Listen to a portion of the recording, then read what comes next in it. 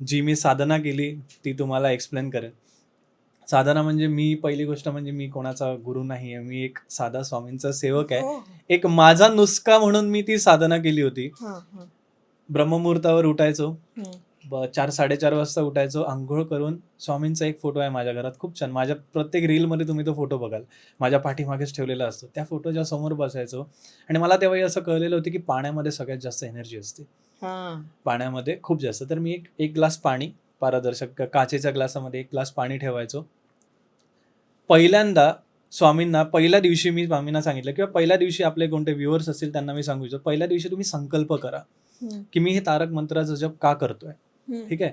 तो संकल्प केल्यानंतर तुम्ही ते समोर पाण्याचा ग्लास ठेवायचा आहे, महाराजांचा फोटो ठेवायचा आहे, शांत डोळे बंद करायचे आहेत आणि 11 वेळा जर पॉसिबल असेल तुम्हाला अजून जास्त वेळ साधना तुम्ही करू शकता तर 21 वेळा हं. तारक मंत्राचा डोळे बंद करून जप करायचा आहे. हं. पूर्ण डोळे बंद असले पाहिजेत, अजिबात डोळे उघडायचे नाही. एकदा होईल तारक मंत्र पूर्ण, जास्त काही फील होणार नाही. दुसऱ्या वेळी होईल, फील नाही होणार. ज्यावेळी 5वी 6वी वेळ होईल त्यावेळी तारक मंत्रातली प्रत्येक ओळ तुमच्या अंगावर काटा आणेल. हं. तुम्हाला फील करायचंय की स्वामी माझ्या पाठीशी उभे आहेत. स्वामी नेहमी बोलतात ना, भिवू नको, मी तुझ्या पाठीशी आहे.